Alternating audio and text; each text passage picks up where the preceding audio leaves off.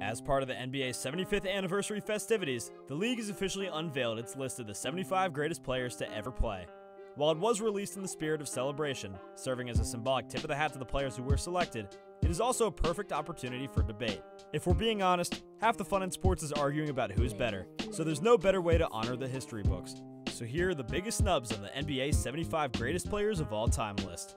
At number 1, Pau Gasol. Arguably the most egregious omission from the NBA's 75th anniversary list, Pau Gasol is someone who should have been included on these rankings. He was instrumental in winning 2 titles, and his unique skill set offered a massive influence on the future of not only international players, but big men in general. The voters made a mistake here. At number 2 is Dwight Howard. If he had known he was going to be snubbed, Dwight Howard may not have been so excited to welcome fans to the 75th anniversary season. Howard is the only player in league history to win the NBA Defensive Player of the Year award in 3 consecutive seasons. He has 13,000 rebounds and 2,000 blocks in his career. The only other players to accomplish that feat are in an elite group: Tim Duncan, Kevin Garnett, Shaquille O'Neal, Hakeem Olajuwon, Robert Parrish, and Kareem Abdul-Jabbar. At number 3 is Chris Bosh. When he was at the top of his game, Chris Bosh was pivotal in helping the Miami Heat win multiple championships. While his career was unfortunately cut short due to health concerns, Bosh helped usher in the modern era of the big man and was a prototype for the position. At number 4 is Tony Parker. As the longtime floor general for the San Antonio Spurs, Tony Parker is the only player in NBA history born outside of the United States to notch at least 19,000 points and 7,000 assists.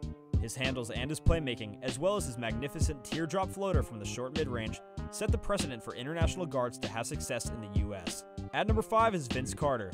NBA legend Vince Carter joins LeBron James and Michael Jordan as the only players on record in league history to notch at least 25,000 points, to go with 4,500 assists, 800 blocks, and 500 three-pointers. Before the rankings were released, however, Ben Rohrbach speculated that Carter was perhaps in danger of missing out via Yahoo. The highest scorer in danger of missing the cut has to be Carter, whose 25,728 career points position him in 19th, just ahead of Alex English. Carter missed the playoffs in 3 All-Star seasons. He played in a single conference finals at age 33.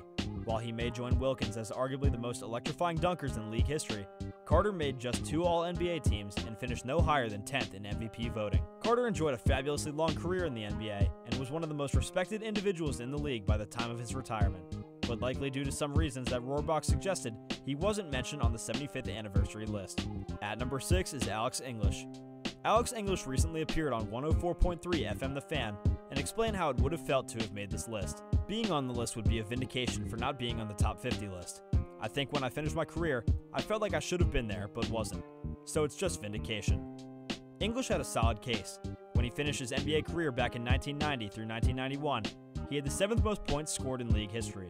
He was also the first NBA player to ever score 2,000 points 8 years in a row. Unfortunately, he won't get that vindication.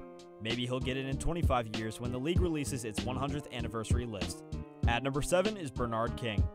Recently, when asked who he was most worried about seeing snubbed on the 75th anniversary list, Hall of Fame wing Clyde Drexler mentioned Bernard King to Complex. Well, there's so many guys who are deserving. It's like, are you kidding me? Bernard King had a great run in the NBA. When you look at the total body of work, you go, is he worth it? Should he be on it? I love Bernard King coming up. King, who led the league in scoring with 32.9 points per game in 1984 through 1985, is one of the greatest basketball players in the history of New York. The only knock on him is that injuries shortened the length of his career. However, King still played in more games than Bill Walton, who managed to make the list for the 75th anniversary and the 50th anniversary. Well guys, thank you so much for tuning in. Be sure to smash that like button, subscribe to Upper Echelon Sports, and hit that notification bell so that you never miss a video. See you all next time.